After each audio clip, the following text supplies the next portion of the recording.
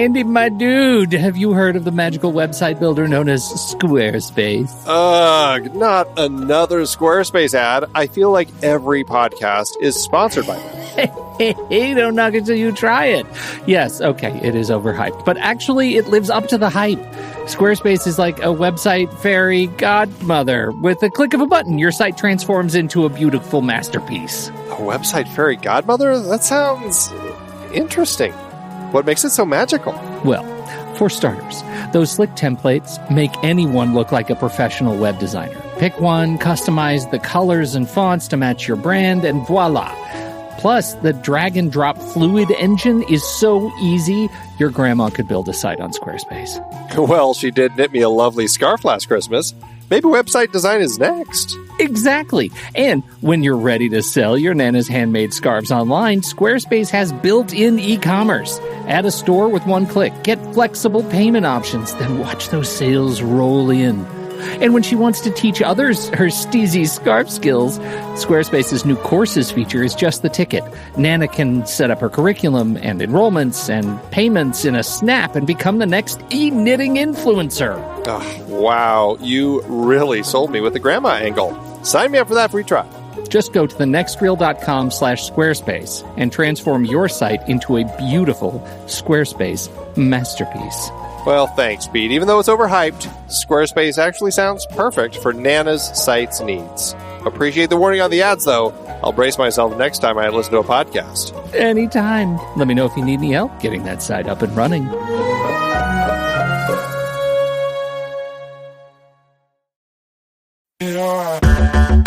Andy, can you believe we've almost hit 700 episodes of The Next Reel? I know, it's crazy. And with all the other episodes in our family of podcasts, we are well over 1,200 episodes of movie conversation. It's really pretty amazing that we've gotten to have these in-depth movie chats every week for over a decade now. And we couldn't have done it without our loyal community of film fans. Their support over the years has meant so much. For sure. That reminds me, we should give the merch store a shout out. Buying shirts from thenextreel.com/merch is a great way listeners can continue to support the show. Plus, they get to sport our great designs.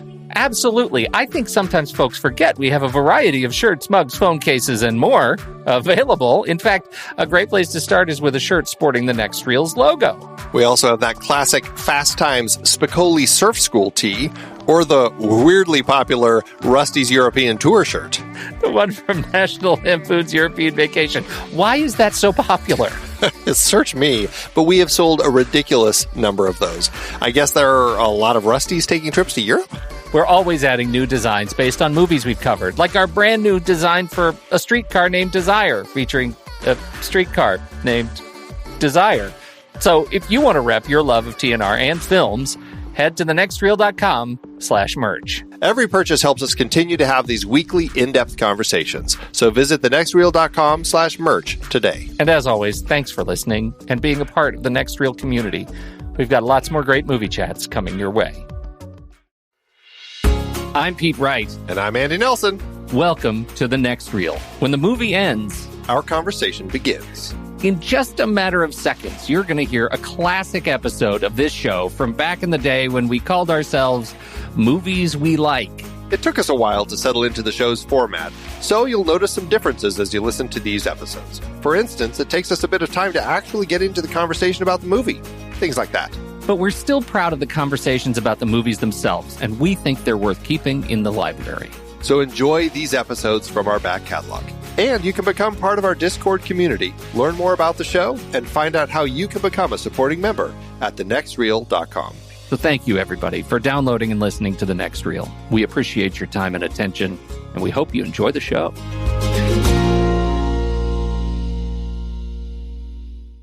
We had some nice follow-up. We had some nice reviews. We sure did, yeah. Some nice emails. Thank you for people from around the globe. We had an iTunes comment from Severnside62 in the UK who said, very enjoyable. Love this cinema podcast. Well-informed, very witty, and I really look forward to each new episode. Keep up the good work, fellas. Oh, that's really nice. That's great. Yeah. And Cliff Carson wrote, thank you, Cliff, for reaching out to us, that he just discovered the show. He loves listening to it while he's working. His request, though, he has a request. Do Carol Reed's musical Oliver, 1968 winner of 6 Academy Awards, including Best Picture. Ron Moody, Shani Wallace, Oliver Reed, Mark Lester, and Jack Wilde. Thank you, Cliff. Cliff, that is a great suggestion, and I would love to do some musicals. We should do a musical series. I know you probably have a thing, like you don't want to do documentaries. I love musicals, and what I'll say to Cliff is, this is your podcast, Cliff. Consider yourself at home. Huh? Like good. The little tie in there? Uh-huh. Part of the family. Consider yourself part of the family. Absolutely. Yeah, that's right. It's on the list. I haven't reviewed the list in a long time. Are we still, have we culled the list at all, or are we still really scheduling out at 2025? Yeah, it's pretty far out there. That's good. Maybe by the time we get to it, there will be a Hamilton musical. Maybe. Hey, there you go. We could do musicals that are named after a person. Oliver, Hamilton, Sweeney Todd. Too bad we've already done that. That's true. There's like so many versions of that one, though. Yeah, it's true. Do you have any other news? Did you see anything good? I did see Angry Birds. Oh, for crying out loud, Andy. I thought we agreed to boycott that movie. You agreed to boycott it. We agreed said not Yahoo. To see it. We firmly agreed that it was a ridiculous movie. We meaning you. What did we think of it? We meaning me? Let me tell you, seriously, we don't care. So say whatever you want. Oh, I see how it is. It was all right. It wasn't anything new or anything amazing, but it was actually it surprised me that I actually enjoyed it as much as I did. Particularly Peter Dinklage as Mighty Eagle. I thought he was actually a really funny character, and he made me laugh every time he was on screen. So he was a thrill to be in the film, and it is what it is. It's birds shooting themselves with slingshots to destroy the pigs' houses so that they can get their eggs back. But it still was fun, and my daughter absolutely loved it. So there you go. We are not surprised. There's my 3-star review I got for that. 3 stars? Well, 3. 3. It's like the Angry Birds star ranking. I got my 3 stars. You didn't get it. But it is 3. I did give it 3 out of 5 also, though. So. The best joke, I can't remember who it was. It was, maybe it was, that was one of the late night guys who said, gosh, why are those birds so angry? Because they wish it was 5 years ago. Well, what's funny is somebody asked Russell Crowe, he's like, wow, boy, you guys are going to have a tough weekend with your movie. You're going to have to go up against the Angry Birds. And he commented, well, I don't know. I'm a crow and I'm working with a gosling. I think we're 2 pretty angry birds ourselves. Oh, well played. I wonder who wrote that for him. They were pretty clever, whoever they were. Pretty clever. That's all we got. Let's tell the people where we're from, shall we? Where are we from? This is The Next Reel, everybody. I'm Pete Wright, and that there is Andy Nelson. Guten Tag. And we Did you hear that? You almost went German. I almost went German. It's happened so fast, Andy. It happened so fast. Und we sparse the movies. Tonight on the show is Fritz Lang's first talkie with M from 1931. Before we get into that, you should learn more about us at thenextreel.com. Subscribe to the show in your favorite podcast app and follow us on Twitter and Facebook at The Next Reel. And if you've recently uncovered the power of the voices in your head, then quick, before it's too late, head down to the basement for The Next Reel's Instagram, #PonyPrize, #Guess the Movie Challenge. Und with that, let's head down to the abandoned distillery where Games Master Stephen Smart is holding kangaroo court to see if we can break him away for a quick sec to fill us in on who won. Hey guys, this week's movie was John Ford's How Green Was My Valley from 1941, starring Walter Pidgeon and Maureen O'Hara.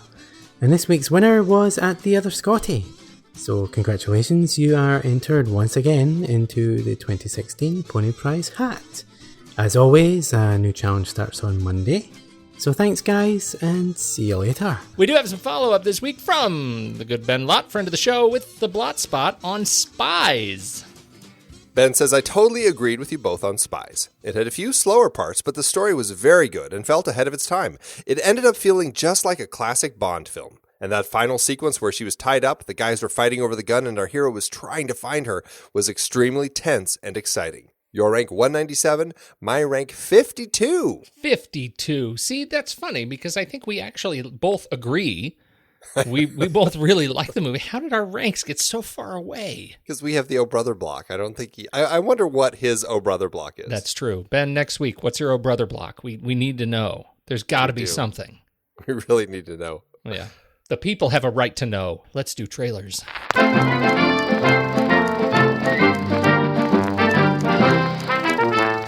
Andrew, I really don't know what to make of your trailer. You know, I'm just tickled to talk about it. Thanks for This is the creepiest. It's the creepiest thing I have seen. It is. It's. I don't even know. It makes me laugh so uncomfortably watching my trailer. I don't know how to talk about it. It's so strange. My trailer is for a film called Tickled. That is, I guess you could say it's a documentarian who discovers this. I guess it's kind of an underground world, right? Oh, it's underground. It's an underground world of competitive endurance tickling, where groups basically tie up one of their members. And I shouldn't say tie. It's like chain them down. Yes. Hop on top of them and tickle them. Hop on top. And yes, they straddle them. Yes. Sometimes many people at once. Yep. And tickle. And what this documentarian learns is that this is just the surface. There's a very dark underbelly in the world of competitive endurance tickling. Because as it turns out, maybe not so surprising, there are people who have a fetish of watching other people get tickled. And it turns into a dark investigation about, trying to uncover these people who kind of were duping these college kids into being these competitive endurance ticklers, so that they could film them doing these tickle competitions and then using these videos in ways, showing them to people who enjoyed it far too much. And then these people started kind of getting a lot of hate mail from it. And so it sounds like a really interesting, dark journey. And the film did quite a bit of, got quite a bit of notice at Sundance.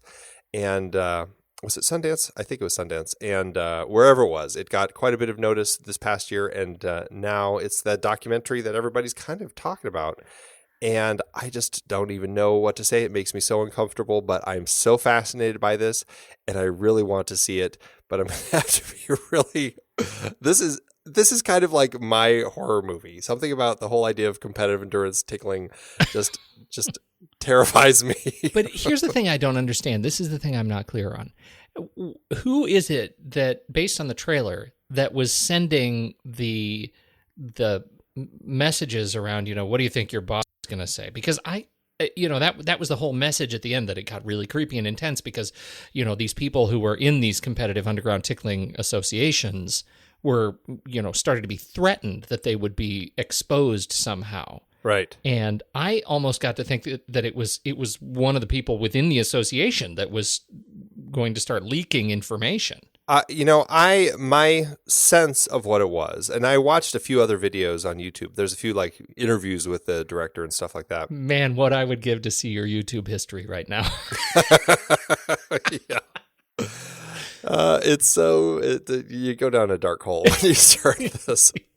But it's like the organization. I think it was people who, because basically it's like a form of pornography. And so some people felt that these people who were participating in these things were basically acting as pornographers. And so that I think that some people were so offended that they were like, if your boss finds out, you're going to get fired, sort of thing, because that's just disgusting. It's all male competition. So it's like a bunch of guys and all fit college kids sitting in like tight sports clothes, sitting on top of another one, tickling them. And I think it was almost like some people viewed it in ways that, it just seemed too pornographic, and that's why these guys are getting threatened.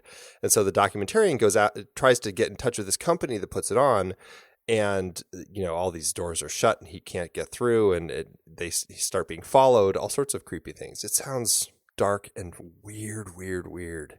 Oh yeah, no, it's really, it's not good. It's one of those documentaries, so I'm definitely going to get in line for this one. It looks like it did open at Sundance this January, and it's played a bunch of festivals. It looks like New Zealand is going to get it May 26th, which is coming up right quick. And then in the U.S., it looks like it's going to be playing starting June 17th.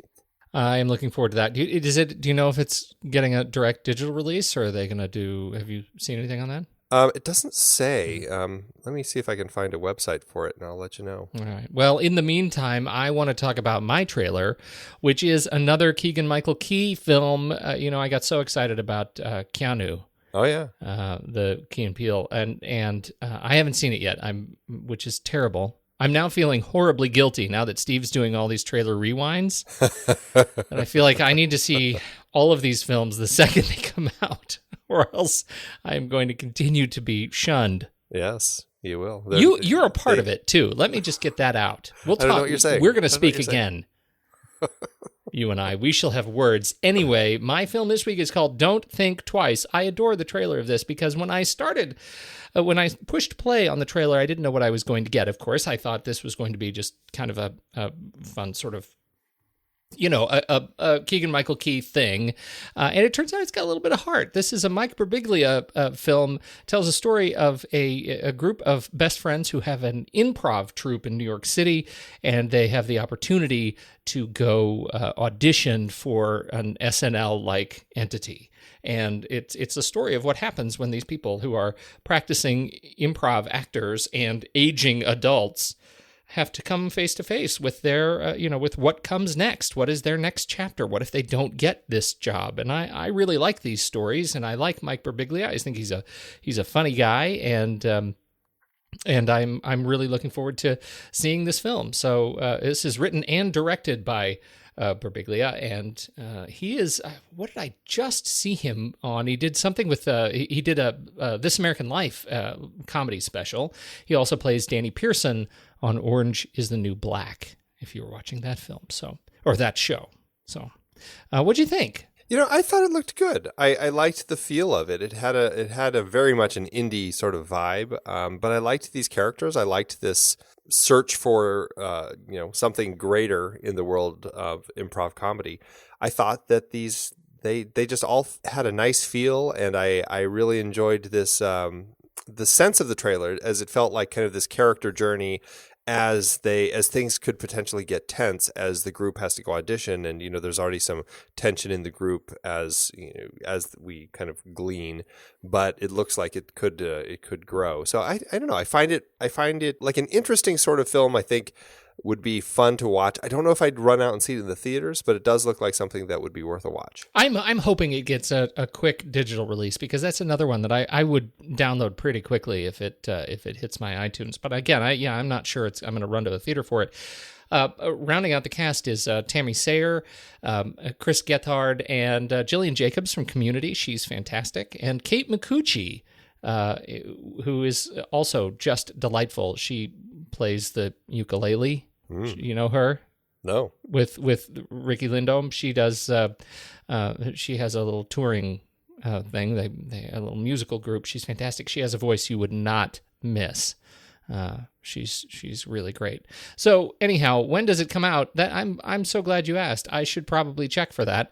It comes out July 22nd, 2016 in the U.S. It already played at South by Southwest this year. So just hit Tribeca Film Festival in April, Boston May 3rd, and then July 26th or July 22nd wide release. That's it. Don't think twice. Did you find out anything more on yours? It is not opening digitally. It's going to be a theatrical release in June. So digital release will probably come when it gets released on physical media like Blu-rays. All right. Hey, Andy. Yes? That is a nice ball you have.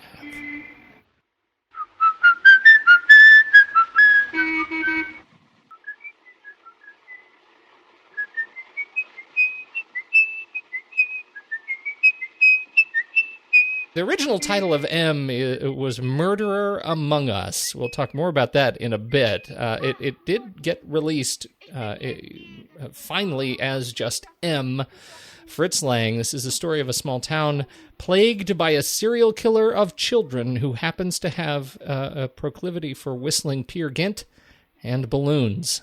His activities pit the town criminal element and the police against him, and it makes just a fascinating profile of mob behavior. It causes you to question the balance between security and justice in the face of fear. It is, I'm going to say it, Andy, we're climbing the mountain with Fritz Lang films. It is my favorite of the set so far. Is it? Which may be because I was, after 2 films, fatigued by silent movies. And that maybe that's maybe that sweet breath of fresh air. Oh, that comes from sound. But no, I really enjoyed this movie. How did it hit you? You had already seen it because film school, right? That's right. I enjoyed it too. I really do enjoy the film. It's just a gorgeous print that they've restored. And it's just, I mean, it really is kind of a stunning thing to look at. It's a really interesting kind of change in pace for Lang because he had so much expressionism in his previous films that we've talked about. And here, I mean, there's still some expressionism in there, but it's so much more almost like a documentary realist sort of look paired with this police procedural, if I can say it, police procedural. And I like that he kind of made that change. I talked about that with Spies last week, how he kind of changed from what he was doing in Metropolis to Spies. And then again, there's a change here. And I think that Lang helms it very well. I think he shows his hand as a very assured filmmaker with the tools that he has and the way that he moves the camera, the way that he sets up the framing, the way that he has the actors working within the frames, and just the way that the story flows. I think it is a really interesting story, and it seems like it might be potentially boring when you get a sense that, oh, it's not really going to be about the killer of these kids, even though we know who he is from early on. It really is kind of following the police and these criminals as they work separately, but in their own groups, trying to stop this guy. And it ends up being a very interesting and enjoyable film to watch. 1931, the film comes. It's the sort of rising stakes, political stakes in Germany. It is certainly, I think, telling a story about Lang's take on the rising power of the Nazi regime, don't you think? It is, although he never says that. People would ask him what it's about, and all he would really say was, it was a message about, it was a message, and he kind of did depict it as a message movie, but it was really a message about how mothers and parents need to really keep an eye on their children. And that was kind of all he said. And so it makes me wonder if it was something that he kind of put in there a little bit, but knowing that his wife, who wrote the script, was, she herself became a Nazi, it makes me wonder where the line was for the two of them as they kind of wrote and made this film. If he really kind of guided her in that direction without her really seeing it. Because, Goebbels saw this film and he saw, oh, this is a film that's all about, it's pro-death penalty and totally ate the whole thing up, that this was exactly what needed to be said by the German people and by the Nazi government.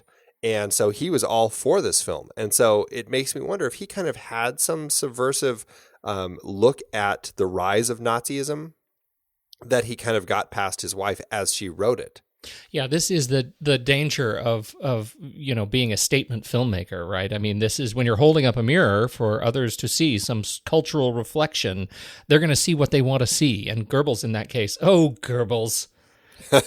He saw the rise of the Nazi state. He saw the rise of the power of the people, of the chosen people, and in taking care of these kinds of horrible problems. And I feel I feel like Lang does it a disservice by not sort of speaking more clearly about what the thing was about, because it seems fairly like it wears its politics fairly clearly on its sleeve, and it does not paint Germany in a friendly with a friendly face, with a friendly brush. Everything is dirty and gross, and it takes place in the shadows and darkness. And it's a film that lives not only in its narrative in the criminal element, but in its production and design as well. And that has its own sort of message about, what the film really is saying. Yeah, I agree, but I think that there had been other filmmakers, not just in Germany but around the world, who had been exploring this documentary realism. I think there was more of that. I want to say the Soviets had some more of that in some of their style of filmmaking, and I feel like there was more of that coming out of other areas of the world as well. The Soviets sort of had the corner on that particular angle of cultural realism. Right. And so I think that, yes, it really depicts kind of that dirtiness of Germany and just kind of the raw sense of how this world really looks. But at the same time, I think that it also fits in the style. And so I don't know if people would look at this film and say, oh, he's, commenting on how Berlin looks these days or something like that. Certainly. And that is a gift of hindsight, surely. Lang spent time in a German asylum researching the film, and he met a couple of influential folks while there. Peter Curtin, the vampire of Dusseldorf, or the Dusseldorf Monster, who was responsible for a series of murders and sexual assaults between February and November 1929, and killed a 9-year-old girl in 1913.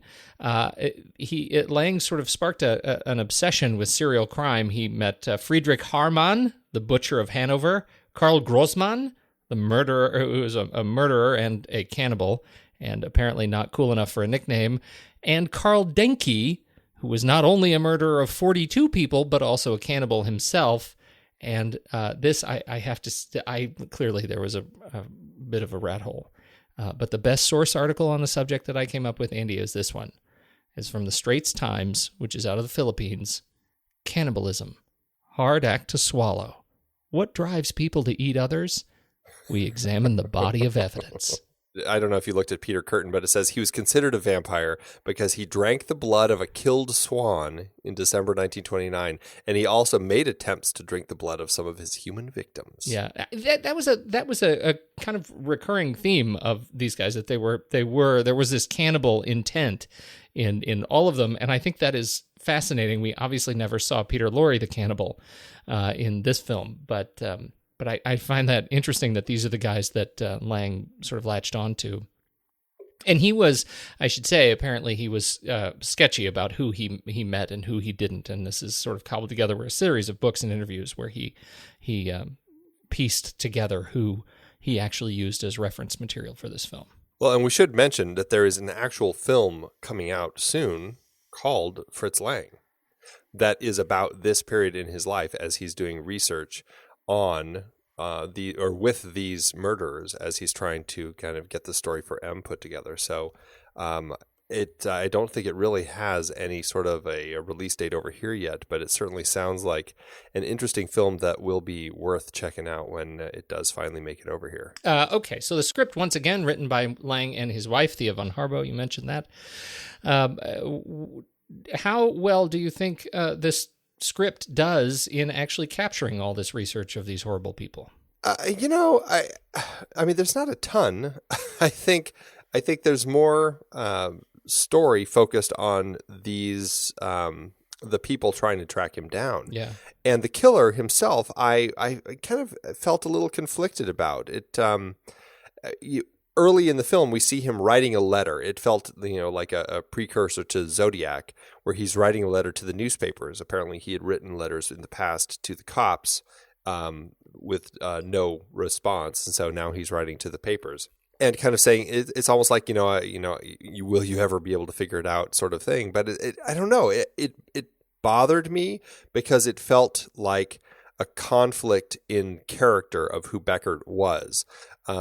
When you see him at the end and he's talking about this compulsion in him, I don't want to, but I must, that whole sort of thing. But then you see this guy writing these letters. The letters feel like they're coming from a character who's really, all good doing it and isn't necessarily struggling with this compulsion. And so that was an element that if he pulled that from some of these murderers, maybe it's, he pulled too much information and some conflicting information. He just thought all this information sounded really good. He'd throw it in here. But for me, it made the character harder to swallow. And I'm not sure we needed it. I agree with you that the sort of psychosis in, Lorre's character at the end of the film was not a guy who needed to showboat. He was a guy who was in a lot of trouble in his own mind. He was not a guy that needed to be necessarily, touting his wares. On the other hand, you could call that a cry for help. I mean, you could call that him trying to get out of, this horrible cycle that he was in by finding someone who would find him out. Which ends up being kind of how I wrote that bit off. I agree with you. It didn't necessarily feel right, but it could be rationalized as a cry for help. No, and I definitely see that. And that was something that I kind of also used to kind of write it off. I just felt like if I am writing it off, if that is the reasoning there, I felt like the content of the letter might not have quite fit exactly with somebody who's trying to help. Ended up being almost more of a tease or a prod than a cry. Exactly. Yeah, that makes sense. But you're right. Much of this film is not about him, and in fact, Lorre doesn't spend a whole lot of time on screen, and certainly not a lot of time talking until his great big monologue at the end. Much of this film is about setting the stage for the criminal element in this town who is running into too many police because the police are all trying to find this murderer of children. And so they want to also find this murderer of children so that they can get back to work of being criminals. Did that make any sense at all?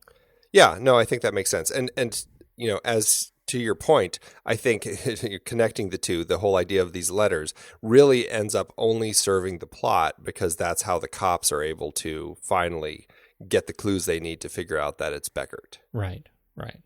But this is, as a result, this is much more of a cultural story, and it's a really interesting one. I think the game they play with us because we have this sliding scale of evil in this film. No one is really good, but what we have on the sort of good end, we have this corruption in the police. And they're kind of neutral. They represent neutral. And then we go through the darker element of these darker criminals who are also planning to do evil, which is to kill this murderer of children, who is sort of the most evil. But in the end, what they manage to do is pull a Breaking Bad, or at least Breaking Bad ends up pulling an M, which is to make us feel sympathy for our central antagonist, this murderer of children, at the hands of the mob. And I think that is the gift of this film, and I think it ends up being really exciting. By the time Lorre is thrown down into the cellar with the hundreds of criminals waiting for their turn in this kangaroo court, I am on the edge of my seat. Yeah, I'm not sure sympathy is the word. Maybe understanding. Trying to get a sense of who this character is and connect with him, and I thought that was the real strength is really trying to understand Lorre and where he's coming from, because you don't ever get that before. He's such a mysterious character, and he's always really creepy. The way that he's he kind of hunts throughout the film, and the way that we kind of hunt him. When he's like getting his drink in the little cafe, all of that is very interesting. And then you have that moment where he's looking at himself in the mirror and he's like, like pulling the corners of his mouth down, trying to kind of create this monster that's like they're talking about in the paper, and he's like sneering at himself in the mirror. It's really interesting, a character study. And then you get his speech at the end, and it does help you kind of understand where he's coming from, even if it's just a horrifying place. But yeah, I mean, you are kind of there with him in that place as he's dealing with this kangaroo court of all these criminals who really are there to hang him. It's a pretty powerful scene, and it's horrifying in just kind of everything that's happening there. Well, and I stand by the term sympathy. I think he does become the sympathetic character, not because we necessarily want him to get away with it, but because there is a sense of justice that the vileness of the kangaroo court has become so such an atrocity that even this guy who has done such horrible things needs to be handled in a right and just way. And I think maybe that's the thing that makes this film even feel even less dated than it otherwise would, that I am able to apply my contemporary sensibilities of law and justice, law and order, to this guy and find sympathy in his character. Well, yeah, I guess there's something finding sympathy in his character and feeling sympathetic for him. I guess that's he's pitiable. He is a pitiable character.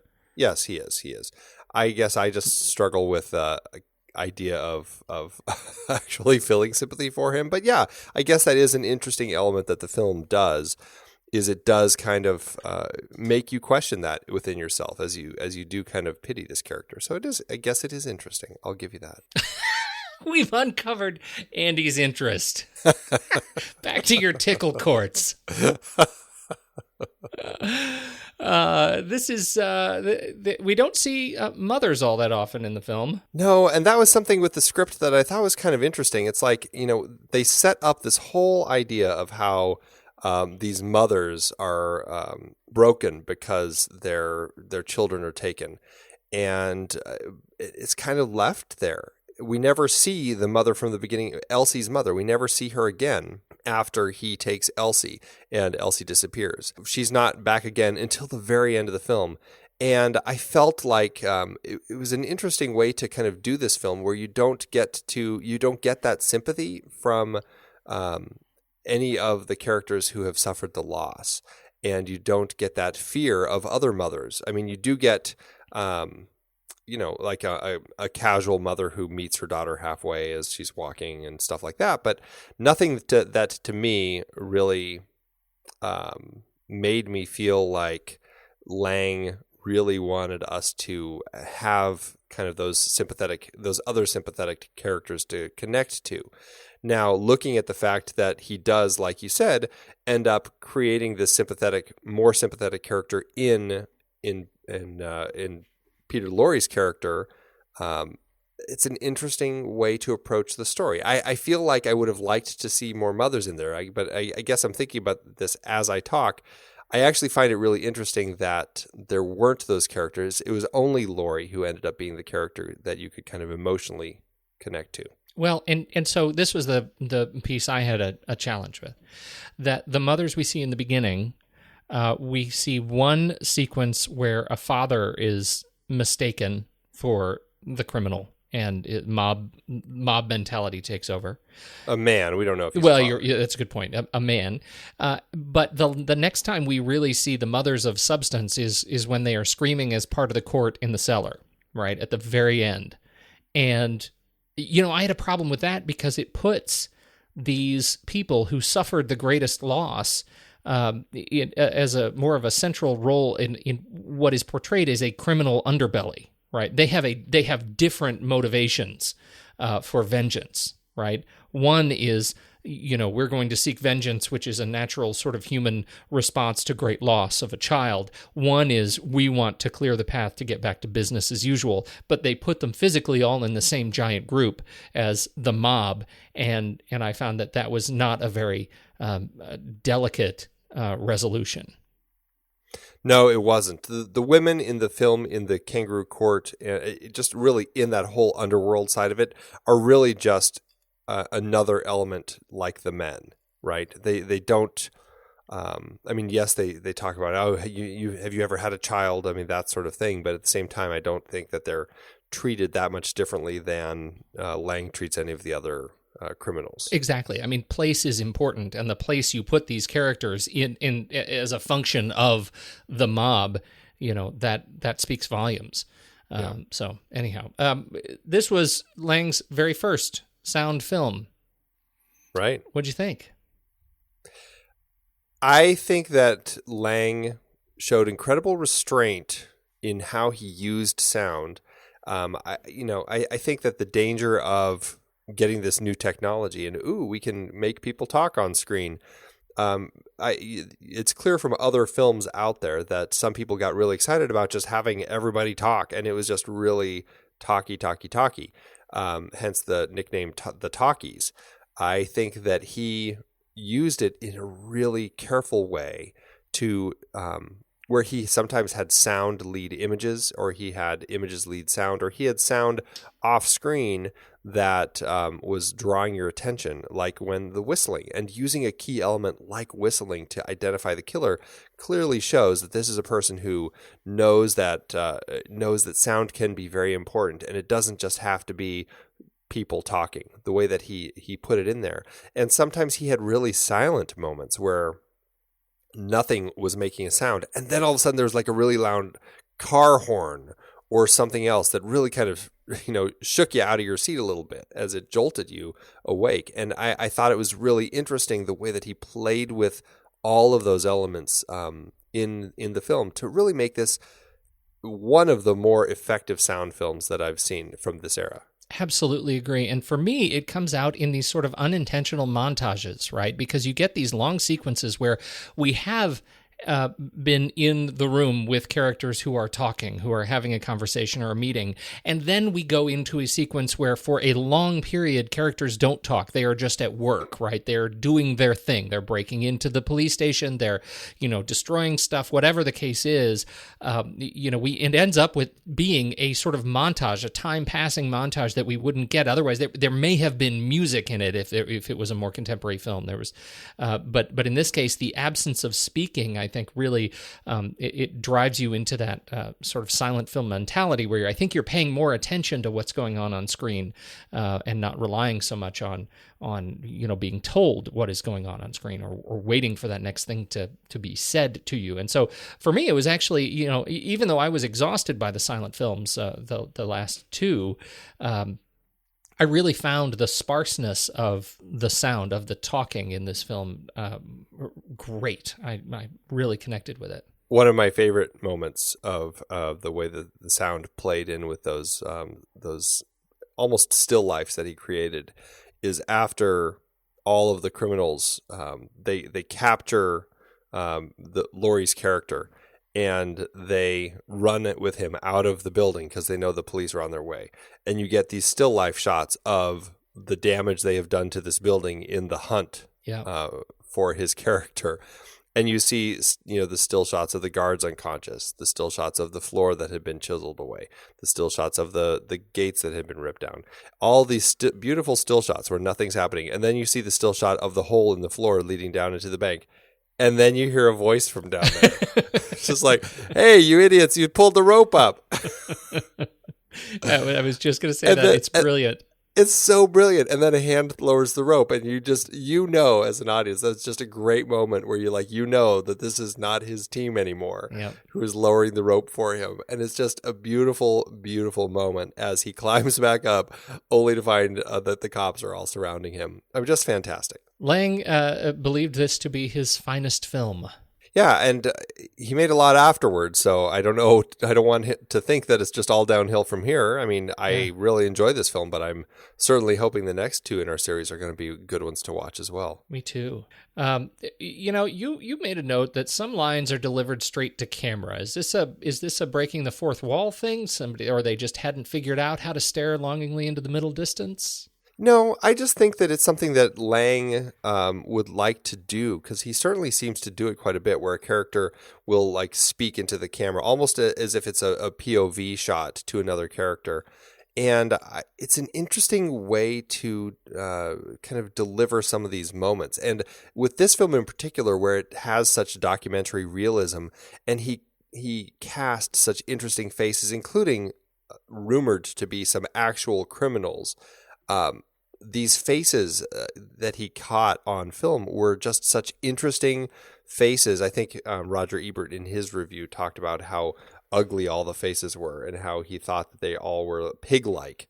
And I think that's an interesting reaction to seeing all these faces in this film and having them deliver these lines sometimes like straight to the camera or just get these incredible close-ups of them. Just really helps capture that sense of presence and that kind of that documentary realism that he was capturing here. All this immediately before he throws Peter Lorre down the stairs for the 30th time. Yeah.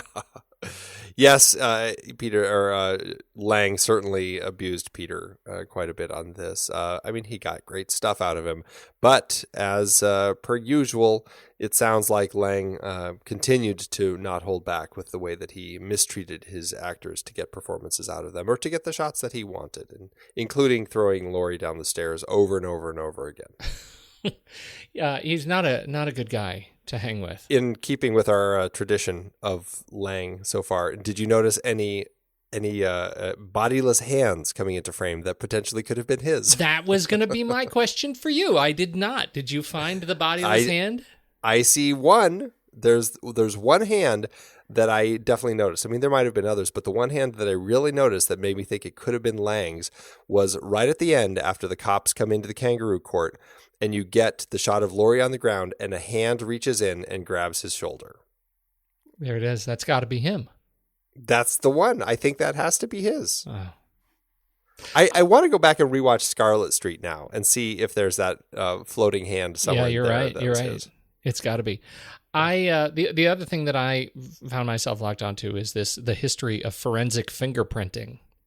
Oh, yeah. Did that strike you sideways? They spent a sequence talking about the value of these fingerprints that they were able to get.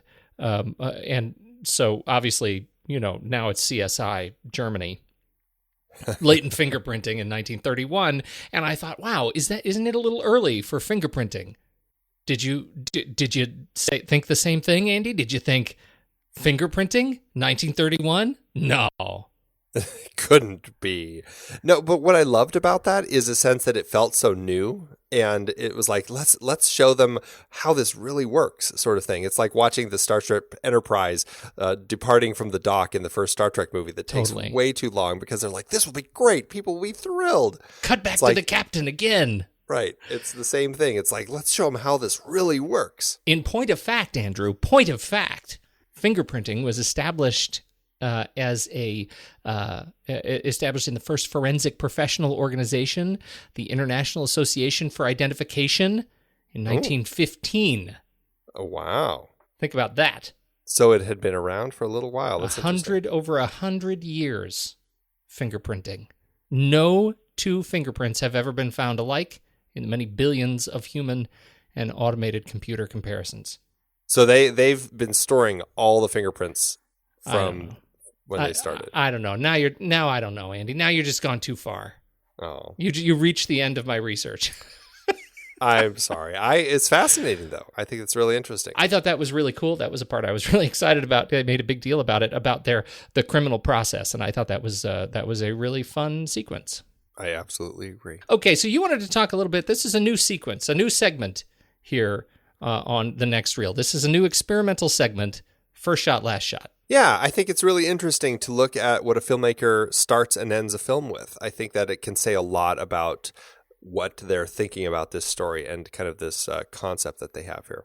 Well, I have given it exactly no thought because you just sprung it on me. I did. That's because I act that way. I'm a little rebellious. Yeah, dirty. Improv, man, improv. I know the first shot was it was the singing of the kids talking about the hatchet coming down. Right, we have the gong sound over black, and then the kids' voices come in reciting that song as they play this game about the killer who's going to kill them. And you see that it cuts to a shot of these kids. It's kind of an overhead shot of a group of kids as one kid kind of moves in a circle pointing at the kids as she's counting them out to see who's out as they play this game. And it's really interesting. It's a really interesting shot because they kind of are in the shape of a clock. And this kid who's moving is almost like the hands of a clock as she goes around in the circle pointing at the different kids. And I think it's a really interesting way that Lang sets up this whole idea of time in this film and how time is really critical. And you got to think about the time that these detectives and these criminals have in order to catch this murderer before he kills again. And I think it says a lot. I mean, it's these kids kind of counting down and taking one of the kids out. So it's a really interesting way to start the film and kind of set us up for the story that's about to happen. It links to many circle-themed shots throughout the film, and I think that also sort of implies time and distance, and the fact that, the one that really hit me sideways was when the mother is looking down over the stairs, and we see this incredibly shallow depth of field shot looking down a stairwell about 5 stories, and that also, for me, insinuates time. It is the time it takes to climb these stairs. It is the time it takes for the daughter to be, to climb to home again, right? It is that same sort of relationship with time and space that I thought was really great. And of course, the circles, I think, connect really well. How does this lead us to the last shot? The last shot of the film is 3 mothers in mourning after the police have caught Beckert. And theoretically, I guess, we don't really find out, but I'm assuming that they execute him. But then you have these 3 mothers sitting there, and the one mother of Elsie is talking about how, it's up to you. And it's kind of this message to parents. It's a warning that, you really need to be watch your kids more. But it's these 3 mothers sitting there in mourning, almost like they're the fates, and almost like, which it's kind of strange. I'm not quite sure what Lang is saying by having the 3 mothers there. It's because the fates kind of fits, but it kind of doesn't, because are these mothers the ones who are now in charge? And I guess they are. By being responsible and really paying attention, they're the ones who are responsible for the fates of their children. But that being said, it's like, Elsie was just walking home from school. It wasn't really the mother's fault. It wasn't like the mother wasn't watching her. Yeah. So it's kind of a strange message, but it's a really interesting way to end the film, because you get this sense of closure from the case, but not really. You don't really find out what the verdict is. You don't really find out what happens. It's just now we're left with these mourning mothers, and this is bringing us back to these female characters that have been gone from the film for the bulk of it, and now we're back with them, and it leaves us in mourning for these kids and for the fate of other parents who aren't being careful. So it's kind of an interesting way to end it. Yeah, it really is. There's almost a reflection of control, right? That in the opening sequence, the mothers are frustrated because the kids are singing this horrible song, right? There is that moment where she says, they can't sing that song. Oh, well, kids are going to be kids. And in fact, that is the message of the film. Kids are going to do stupid stuff. And so you as a parent, going by Lang's sort of doctrine on the matter, you have to exercise your own control over that. And this whole film becomes an exercise in what happens when you exercise control and you lead toward the mom mentality, and what happens when you lose control and you lose your children, and you lose control of the political process, in fact, as well. So that's fascinating. It's interesting. Yeah. It's an interesting setup and a payoff with the film. There are just a couple of cast members we need to bust through here. Obviously, Peter Lorre. Yeah, he didn't...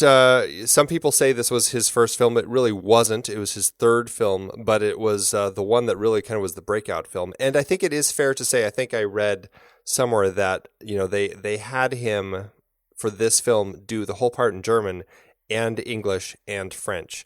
And because of that, technically, his English performance of this is technically his first English film that he's done. So I guess you could say that. The version I saw was not in English. No, the English version, you can see clips of the English version and the French version in some special features on the Blu-ray. Did they have everybody do it in English? No, only him. The rest of them were dubbed. It's kind of interesting, but I guess for his big speech at the end, and I guess he could in those 2 languages, so they just shot it 3 times. He is... this is a stunningly powerful performance from him. At 26 years old, he made the film. Absolutely. Whether it's, watching him in horror as he stalks this second child, or, as he breaks down at the end. I mean, it's such an interesting portrayal that he has here. I really enjoy everything he's doing. There's a wonderful interview. Not sure if this was from the Blu-ray or where I found it. It was it was one of the Hulu clips that also plays with the film. And one of the writers who had been interviewing Lang, when he talks about Lang, he says, Lang talks about Peter Lorre like Lorre is his favorite pet, that he absolutely loved Peter Lorre. He loved him like an animal or a child.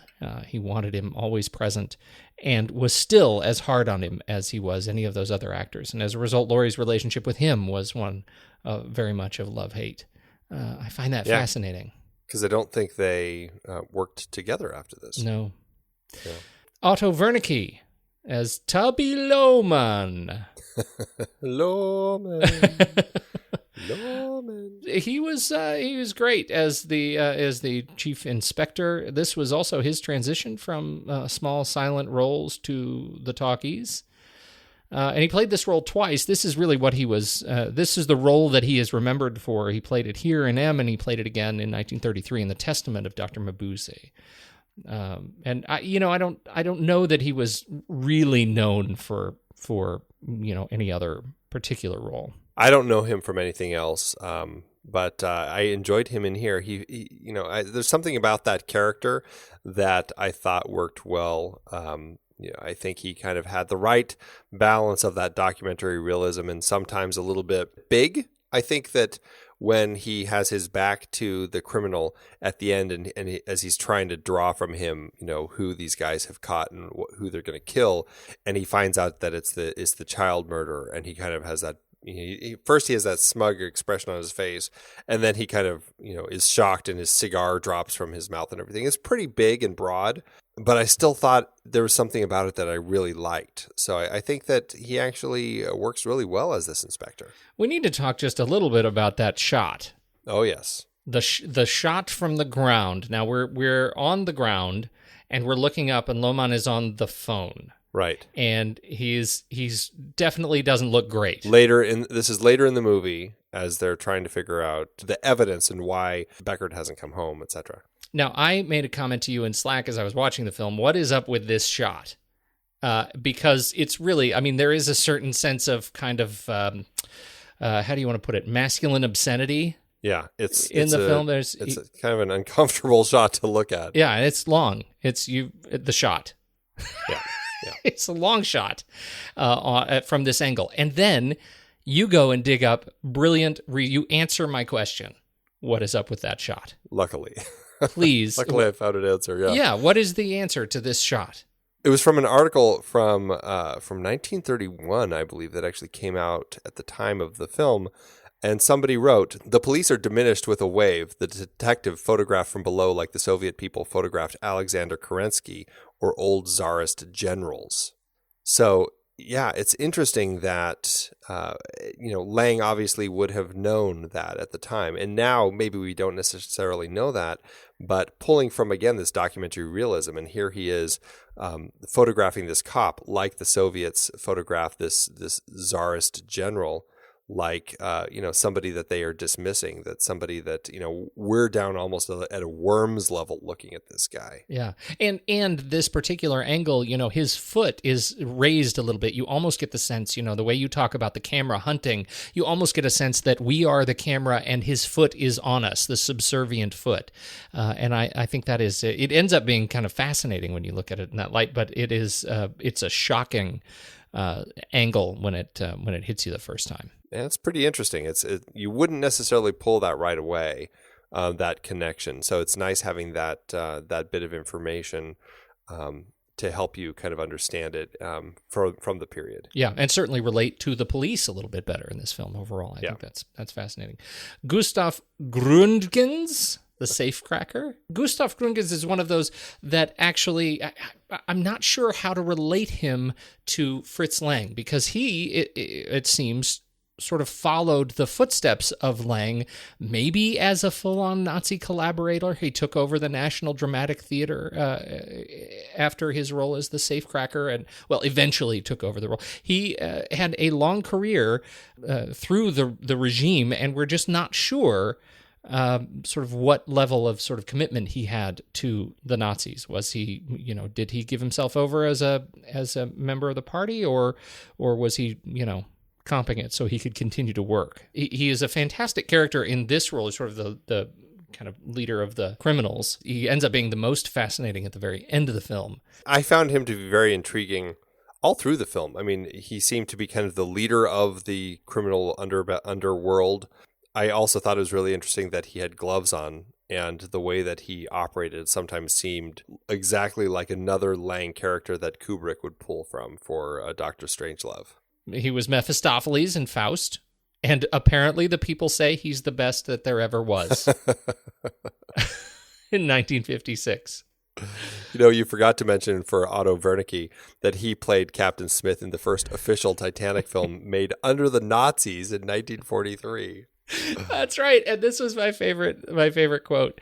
The addition of an entirely fictional heroic German officer to the ship's crew was intended to demonstrate the superior bravery and selflessness of German men as compared to the British officers. Apparently, it did not work, and Goebbels ended up banning the film entirely. It was never it was never shown after its initial theatrical opening. Oh, Goebbels! My. So funny. The only other actor I wanted to talk about was Heinrich Gotho, who we hadn't brought up in the other films, but he's been in Metropolis and Spies, all the films we've talked about so far. And who was he in this film? In this film, he is the man who tries to help the little girl, give her the time, and says, who are you looking for, and all that, and the one who the other people get suspicious of and gang up on. And you've got that fantastic shot of him. This is a great place where Lang does some interesting, some nice perspective shots of these two characters as you're looking, really exaggeratedly, of this big tall guy looking down on Heinrich Gotho, and then Heinrich Gotho's shot looking up at this guy. And just some fantastic shots as everybody starts getting suspicious of him, thinking he's the murderer.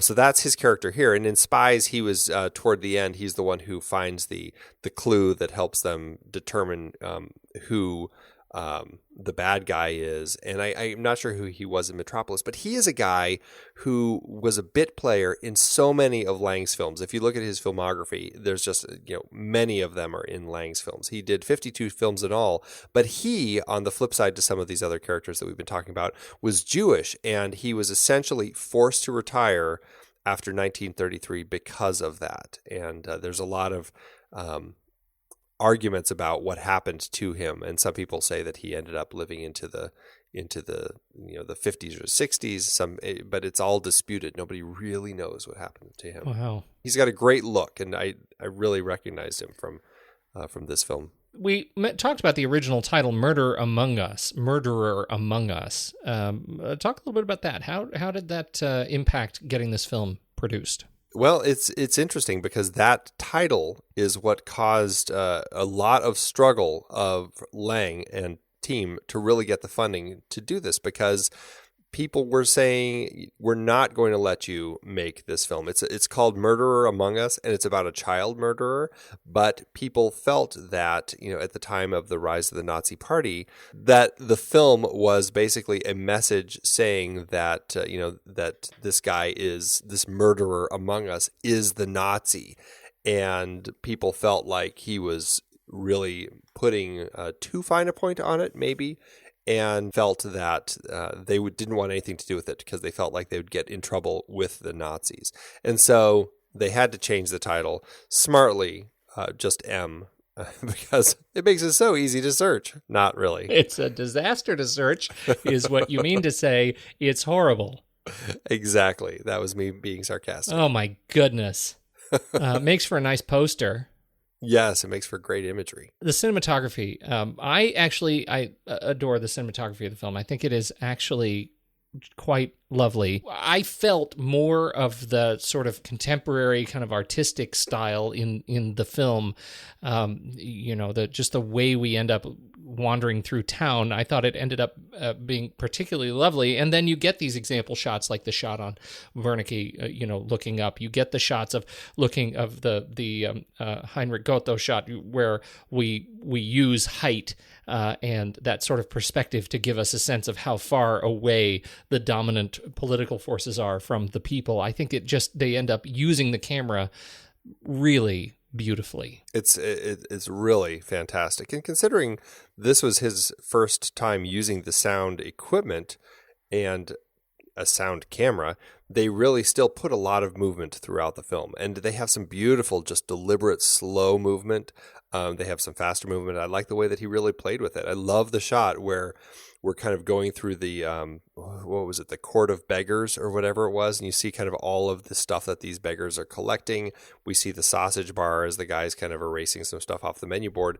And then the camera rises up to the second floor and we see through the window, we see the criminals. We see the safecracker and his team through a window, and the camera pushes in to the glass and it goes through the glass. And you can kind of see, the trick from the 30s as they kind of quickly slide the pane of glass away.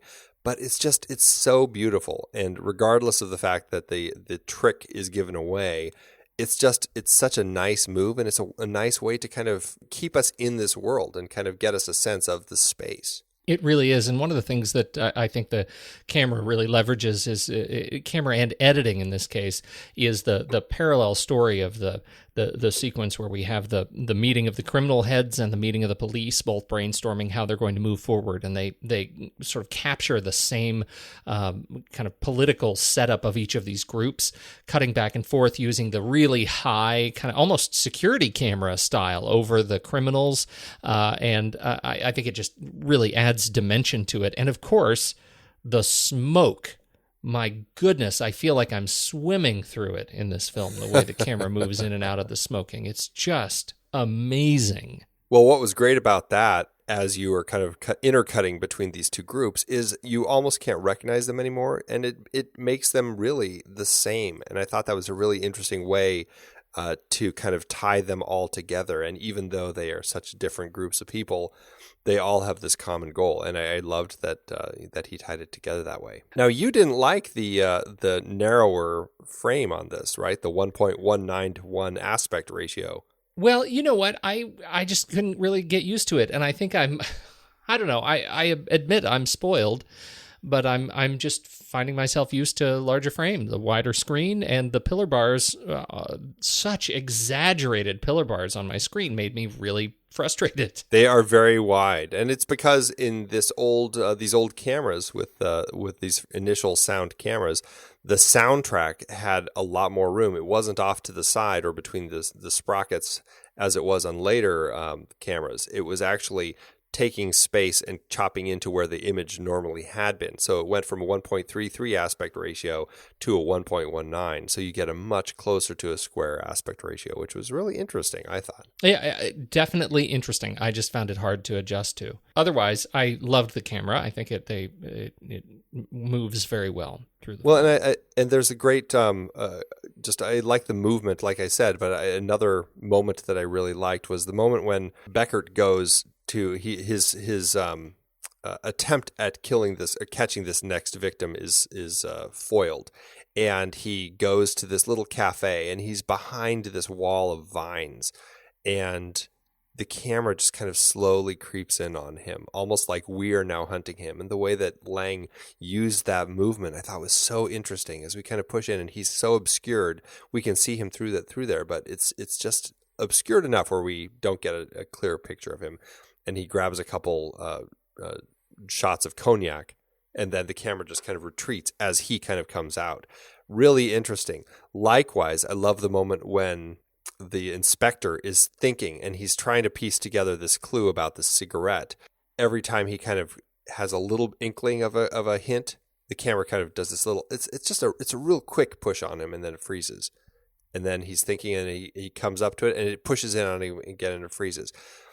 just such great moments that just show that all of these filmmakers that we respect and love so much nowadays are pulling from a master like Lang, from films that were made 80 some years ago. I mean, it's just amazing.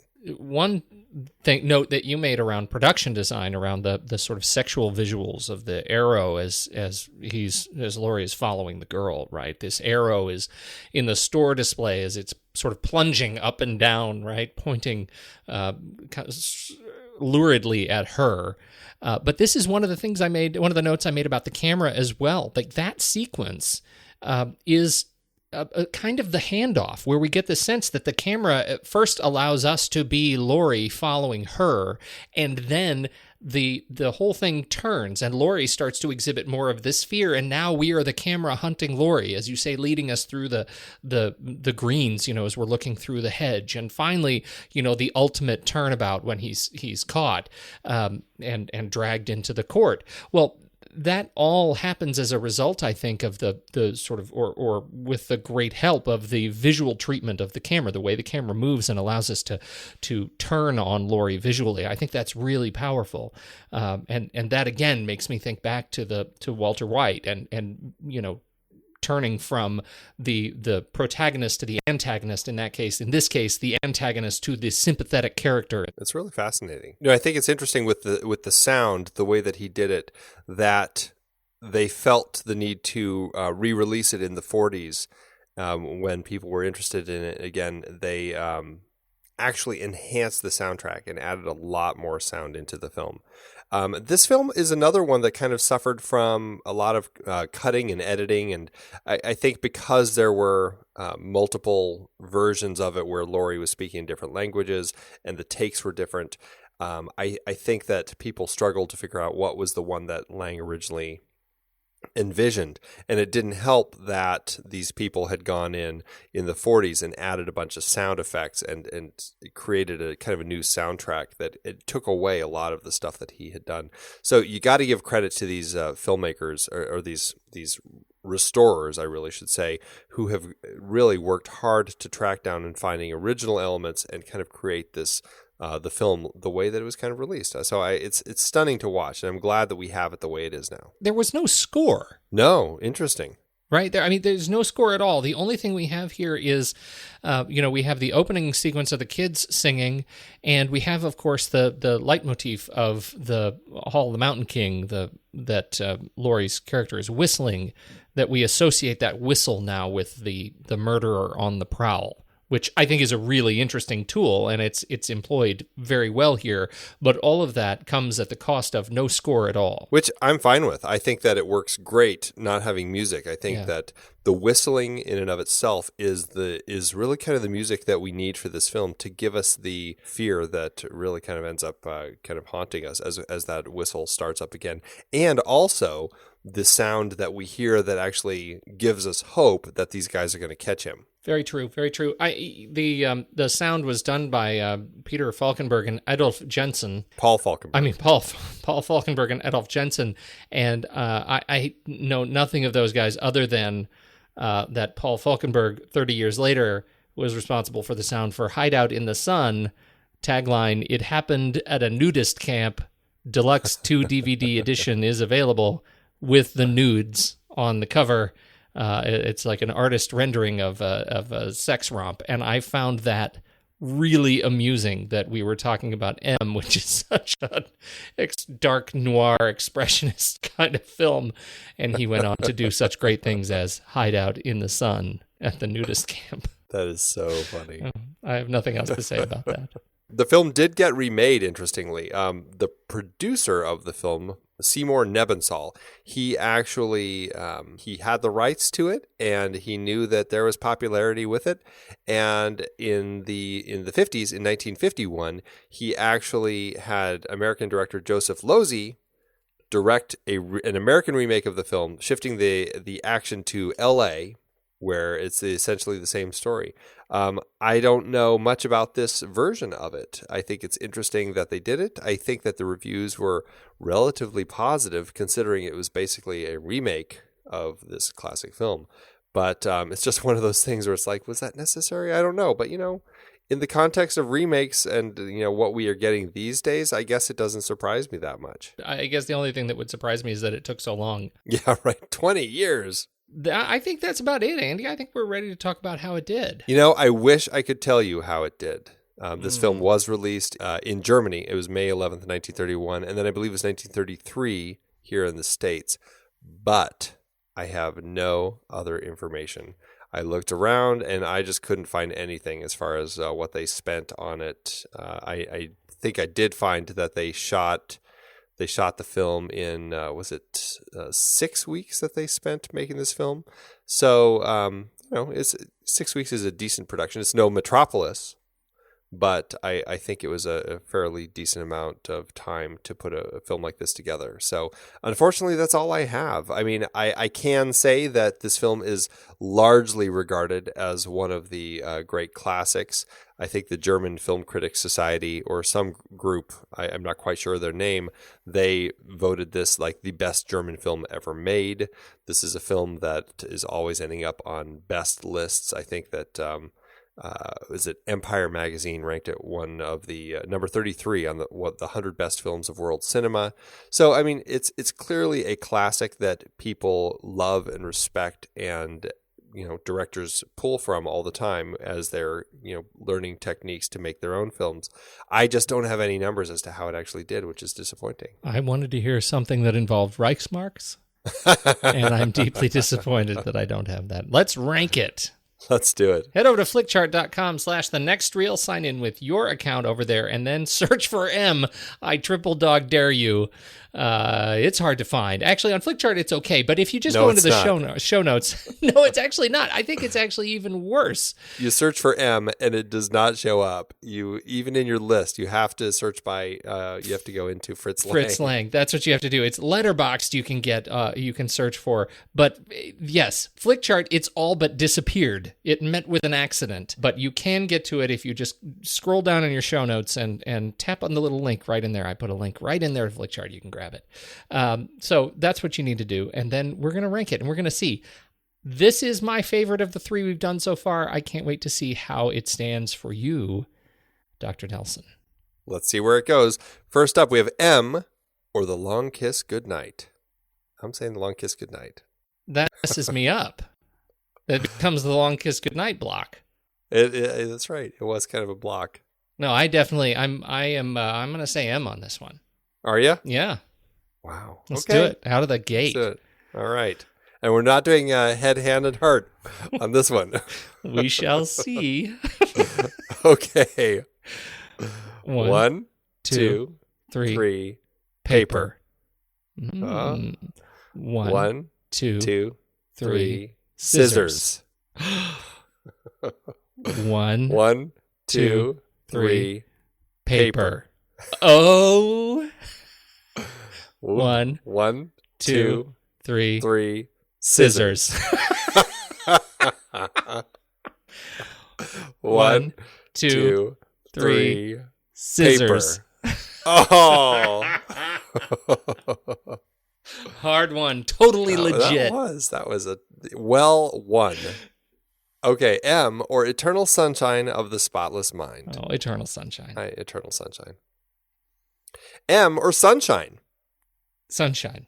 Yeah, I have to say Sunshine. I'm a little conflicted on that one, though. Yeah, me too. M, or Being John Malkovich. I will say Being John Malkovich. How much? I will say Being John Malkovich, 100%. Right. Okay, me too. M, or Viridiana. M. Yeah, I'll say M. Or Lethal Weapon. I will say M. I will say M. M, or the Lavender Hill Mob. I'm going with Lavender Hill Mob. I'm also going to go with Lavender Hill Mob. M, or The Departed. Your favorite Mark Wahlberg film. I hated that so much. That's what M is missing. It needs a Mark Wahlberg. I'm going to say The Departed, though. Are you really? I am. I almost want to say M because I feel like, The Departed pulls from M. Yeah, I mean, I agree with you. I'm pretty light on The Departed. So if you're going to push M, I'll I'll give you M. Well, let's see where this goes. I'm going to say M. Okay, I'll give it to you. Oh, that was disappointing. Was that a little too giving of me? Well, there you have it. It's 109. M is now 109 on our flick chart. All right, I'll take it. That's good. And that makes it the highest of the three. Yes, it does. By a long shot. Yeah, it's quite a bit. All right. It'll probably be Ben Lott's number one film at this rate. Right. We'll see if we get any closer. What does that do for your Letterboxd ranking? I give this one a 4. Yeah, this is a solid 4 for me. Well, we're on the same page there. Whew. Just not with The Long Kiss Goodnight. Where do we go from here? We are going to be jumping a few years to, I think it's actually 10 years, to Manhunt, which is kind of a now Fritz Lang will be in Hollywood, and he is making a film about a guy who sees Hitler and tries to take him out, and then they all start hunting him. Interesting. I also have never seen this film. Yeah, it's going to be an interesting one. It'll be a first-timer for me, so I'm looking forward to it. Well, before that, we have a very special edition of Trailer Rewind. Steve is taking on the Nice Guys with a very special guest, you. Yay! Yay! Are we talking about the Nice Guys, or are we the Nice Guys? No, you're totally talking about the Nice Guys. Who are we kidding? That's settled science. Wow. You're a cold-hearted snake. Mostly because I'm the punching bag. That's right. It's not our fault you pick bad trailers, Pete. I pick awesome trailers. Yeah. Not my fault. You guys are snobs. I think your trailers are so big and so awesome that generally we have to put them on the billboard. We already do them? Yeah, exactly. I can't wait for the trailer rewind on Tickled. There you go. I'm going to be on that one. Looking forward to that next week. Manhunt on Thursday next week. And until then, you will find me in bed. Well, this time, no snoring. You'll wake up the lice.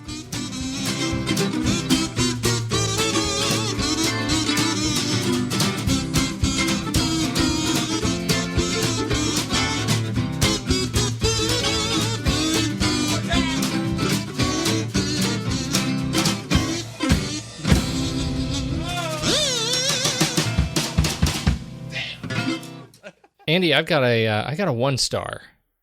Oh yeah. And I read it because of the comparison it makes, the cultural comparison it makes. Here we go. Looking forward to this. A poor early Fritz Lang work. This was from March 7th, 2012. Reality check. Plays like a simplest TV show. Main character is not developed. A highly overrated movie, not even having good cult elements. It has early works, historical value only, mainly. Shows the artists in their first stages as persons who have just gotten a camera in their hand and do not yet understand the need for playing out detailed, subtle story elements. You feel like you are watching a show made for children. Ooh. The worst American TV shows are this good or better. A classic 1 star. And then he goes on. I rely on Amazon reviews to help me purchase. The dishonest slant of reviews making this something special must be cleared up by someone. The show is a simplistic early work before the artist became great. I cannot afford to purchase everything an artist ever did, including the bad early works. Check out the comment section on the word mediocrity if you want more on this too positive review phenomena. Oh, wow. It makes me wonder why he bothers. Yeah. All these people keep giving such good reviews, and I keep buying it. Don't these people know I don't have the money? Exactly. He just keeps buying, Andy. Find another resource, He needs a new hobby. Well, I've got a 2 star from March 16th, 2004. Ooh. And this customer says, maybe this shocked in its day, but it's terribly dated, with long dialogue scenes that could have been condensed way down. Interesting to see Peter Lorre so young and speaking German, but I thought I'd be caught up in the actual movie, but was forced to watch it as a piece of film history, like a college film class. The one thing that prevents the film from being the greatest art form is movies date so quickly. This is a perfect example. 2 stars. Wow. Yeah. It's harsh. That's a harsh one. Thanks, Amazon. It is hard to believe we have been having in-depth conversations about movies since 2011. You are telling me. Producing this show week after week requires a ton of work behind the scenes. If you'd like to help support our efforts, one easy way is by using our Originals page when shopping for books and movies that we've covered. Just visit thenextreel.com/originals. Your purchases made through our links give us a small commission at no extra cost to you, and allow us to keep having these great discussions. Season 5 had some great adaptations, like our Meryl Streep Oscar-nominated performances series. We covered adaptations like Kramer vs. Kramer, Sophie's Choice, and The French Lieutenant's Woman. It's a real Sophie's Choice between those books. You see what I did there? Yeah. And I don't think it's quite at the level of a real Sophie's Choice. We also did Snowpiercer for our Bong Joon-ho series, adapted from the French graphic novel Le Transpersonnage. Man, I love that movie. We had our two-part 1939 series that included adaptations like Gone with the Wind, Ninotchka, The Women, and The Hound of the Baskervilles. A number of those 1939 movies, like Goodbye, Mr. Chips, also tied into our recent 1940 Academy Award Best Picture nominee series. Our naughty children horror series had creepy adaptations like The Bad Seed, Village of the Damned, The Innocents, and Children of the Corn. For our Hayao Miyazaki series, we talked about his take on Lupin III with the Castle of Cagliostro, plus his own The Wind Rises.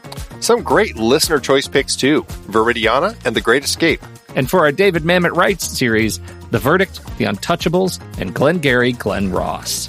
Plus, Kiss Kiss Bang Bang from our Shane Black series adapted from Brett Halliday's novel, Bodies Are Where You Find Them. Dive into the sources for all of these at thenextreel.com/originals. Every book you buy helps support the show. Check out thenextreel.com/originals today and find your next read.